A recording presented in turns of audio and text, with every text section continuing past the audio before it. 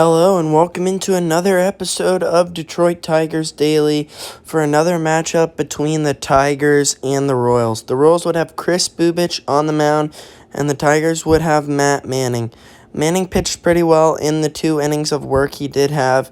Although he gave up a run, he got a little unlucky as hits were just kind of sneaking through.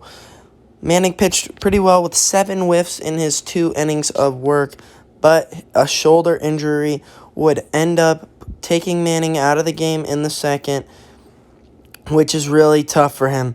And this is the play the Royals would get their first run on as Salvador Perez gets robbed of a hit, but Bobby Witt Jr. will score on the play.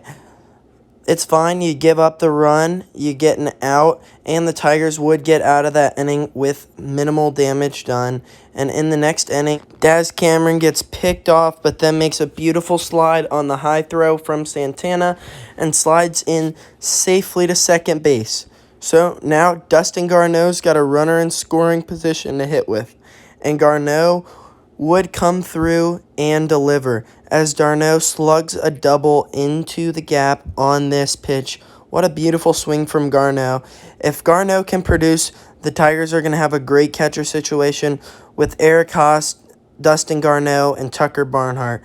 Garneau's going to be the second best defensively behind Barnhart, and there's Manning's second K of the day, and this is where he would end up leaving with some shoulder pain after this inning as Haase makes a beautiful throw to the plate to nab Dozier, who would later become the difference in the game. Haase is going to be a pretty solid left fielder as Meadows was on the bench today and did not get the start against the lefty Kris Bubic. Manning tips that and Harold Castro makes a beautiful play. Harold Castro is going to be playing short for a little bit as we will not have Javi Baez for the next series against the Yankees, and he'll come back in the middle of the Rockies series, which is unfortunate because Javi Baez was the big signing, and it's just some right thumb soreness. Luckily, the thumb isn't broken, so we'll be okay as Baez will just be out for 10 days, and it was the 10-day retroactive IL, so he'll be able to come back. As Hunter Dozier is the difference in the game with that home run right there. The Tigers would not be able to respond with the bats, and Hunter Dozier snuck one out to make it a 3-1 ball game, and that would be all the Royals would need. Even though Eric Haase would slug this ball 110 miles an hour off the wall, ready to get a ball over Michael A. Taylor's head, but Eric Haase did that on that swing. The Tigers also got Robbie Grossman back today as he was out with an injury, and as Spencer Torkelson strikes out on a beautiful pitch from Scott Barlow, the curveball up lands right at the top of the zone.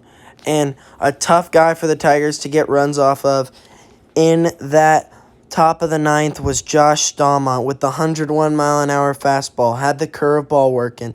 Staumont is a really good closer when he's commanding all of his pitchers. The Royals make this a 2-1 series with their 3-1 win. The Tigers win tomorrow. They'll be back to 500.